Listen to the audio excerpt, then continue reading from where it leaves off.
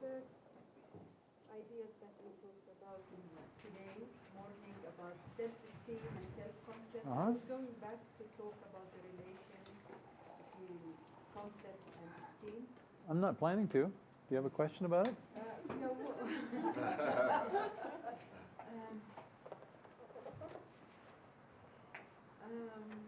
Is it they are same or No, they're different. They're very different. The self-concept is who you think you are, and self-esteem is whether you like it or not. It's as simple as that. It's a different logical level. And logical levels is something that's been talked about for years in NLP, and often in a very confusing way, and in my view, often a way that's not very useful. But when you make a generalization or categorization of something, you can then categorize that. Let me start. Let's say you go, this is a category that I'll call transportation. And in this category are things like boats and airplanes and trains and camels, whatever. These are all ways of transportation, right? Now, they're very different ways of transportation, but they all have in common that you can get from one place to another. Okay? This creates a category. Now, within the category boats, you have smaller categories. You got speedboats and sailboats and ocean liners and tour boats and, you know, lots of different kind of boats, war boats, pleasure boats, etc. So these are subcategories of these. They're different kinds of, and each of those is composed of different things. And so this creates another logical level, because here's another category, and inside that there's another layer of categories. And if you call this layer of category logical level 1, then this category here is logical level 2, and then this is logical level 3, and then this transportation is logical level 4. It's logical levels only have to do with relationships between categorizations. The classic logic thing of all men are mortal, Socrates is a man, therefore Socrates is mortal.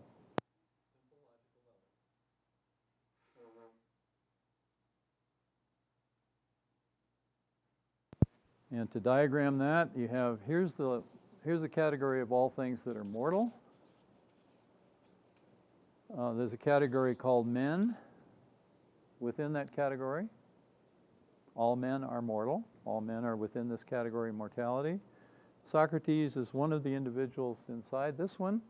Therefore, Socrates is a man, therefore he's mortal. It's simple logical inclusion is called mathematics. It's logical inclusion. Now in self-concept, you have this wealth of experience, all these different things that have ever happened to you, all the images, the sounds, the feelings of all the different things that have happened to you, including the things you thought about that could happen in the future, or fantasies, or books you've read. Those are all experiences too. You select from those, you create a category we call self-concept, and a quality of self-concept, because we're just dealing with one quality at a time, and that is a category. It's a category composed of experiences that you drew from your wealth of memories. So it's a certain kind of category. Now, if you like it, you put it in the category of positive things in your life, and that gives you self-esteem. If you put it in the category of negative things, and that's a larger category, because a category of positive things can be pieces of self-concept, carpets, chairs, trips to Europe, anything can go into the category of positive or negative. It's a very large category, potentially. You could look at the world and go, everything is either positive or negative or somehow in between. But at least the category of positive things is something that is very, very large, potentially. Can we say then self-concept enforces self-esteem, it empowers self-esteem, Well, you could put it that way, but I prefer to just say that your self-concept is who you think you are, and self-esteem is whether you like it or not. If I'm clumsy and I don't like it, then I don't get to have self-esteem because my self-concept doesn't support it. Maybe I would say that. Your self-concept supports self-esteem or makes possible self-esteem. And of course, that's in relation to your values, as I mentioned earlier. So that's kind of circling back to the beginning of the day, and it's also doing something that Eric wanted to play with a little bit. Logical levels do not belong to content. They only belong to relationships between categories. If I just looked at this, I could say, these are logical level 1 and this is logical level 2. If I go to subcategories, then this is logical 1, this is 2, this is 3. If I go to even smaller, 1, 2, 3, 4. So it's a little bit like fatherhood. Like, I am a father, I have a son. But my father who is my son's grandfather, is my father. He's my father, but he's my son's grandfather. It's a relationship. It's not like something that belongs to a particular element here. And of course, my great-grandfather is the father of this son, and so on. It's a relationship thing, and logical levels are like that. Dilts and a few other claim that logical levels belong to categories of experience, and they don't. They only belong to relationships between categories of experience. It's how you think. Logical levels don't exist in the world. They're only in terms of how we think about the world. But that is another seminar. Coming right up. Sign up now. No, it's something I've been working on for some years, recently with Charles Faulkner particularly. And there's still some work to be done. This is what we taught earlier in July here, the curriculum workshop that was described. And it's going into this in more detail. But as I say. So this category is family? What you were... Well, you could call the whole thing descendants or relationships or paternity. I mean, you could call it anything you want. We just create categories and we put names on them. But the point I want to make is that fatherhood is in relation to whom? That in relation to my son, I'm his father. In relation to my father, I'm his son. Right? And et cetera, et cetera. And logical levels are like that. They don't belong to a specific piece of experience until you know how someone generalizes. How does this relate to creating a database that's more functional? Well, that's the thing. Okay, let's finish up here. I didn't quite do everything you wanted. In terms of this over here, if this is my whole category of whatever it is, let's say a database, and if I subcategorize this into this group of things, this group of things, and this group of things, it makes it easier for me to search through the database and find what I need to find. I forget what these were. Machines, being kind to people, animals and machines, yeah. Well, you can subdivide your database, and we do. And this is another way to organize it and in sort of subcategories of your category. Now you can do the same with qualities.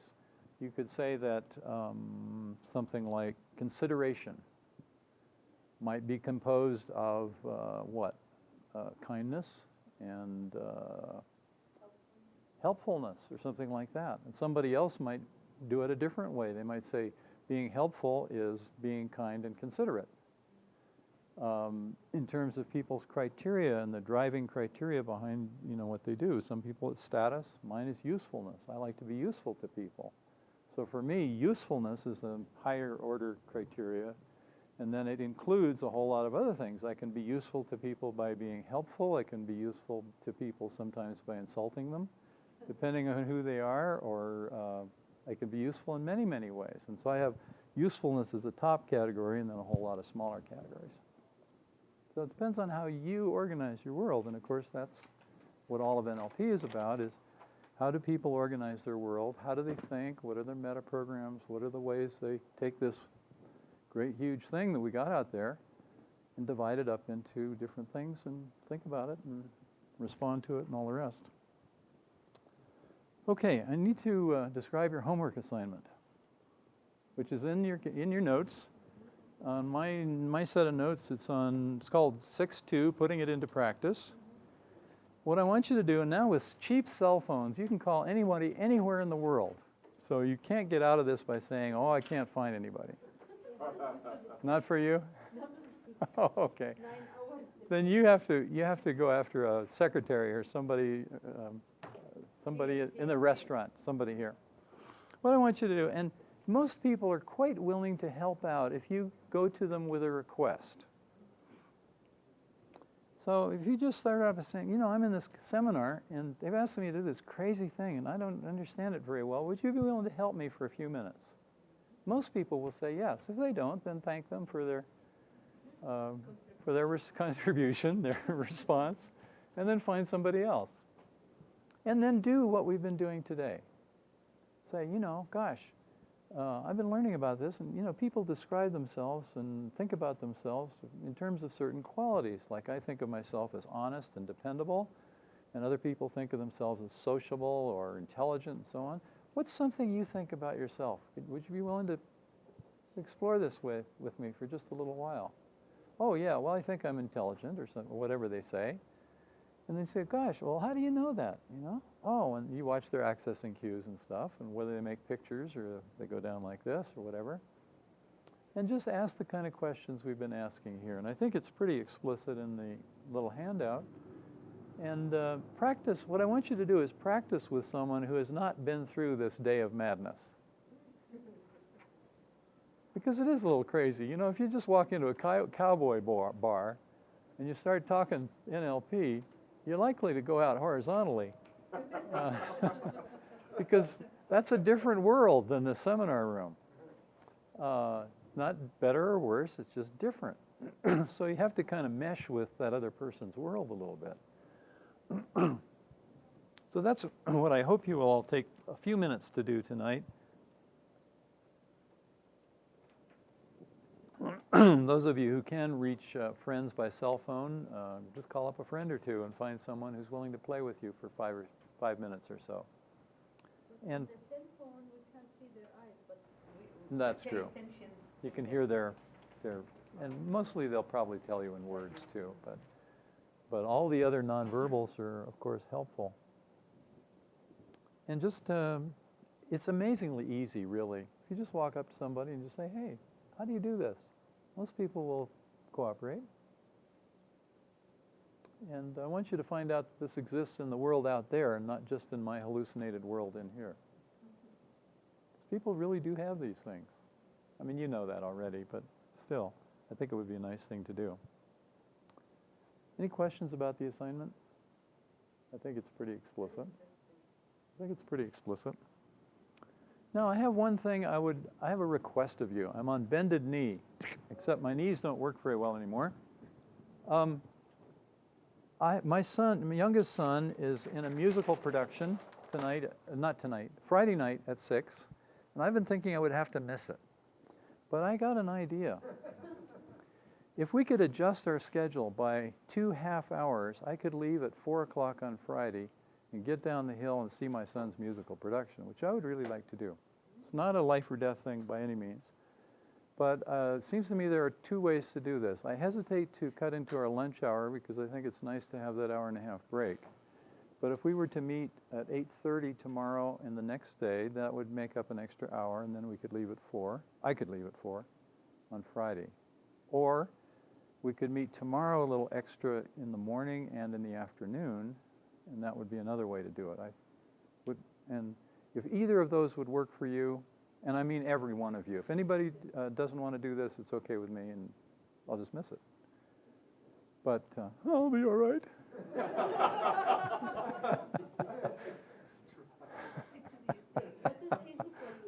What is it?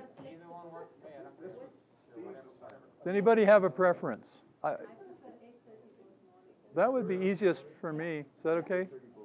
8:30 both mornings?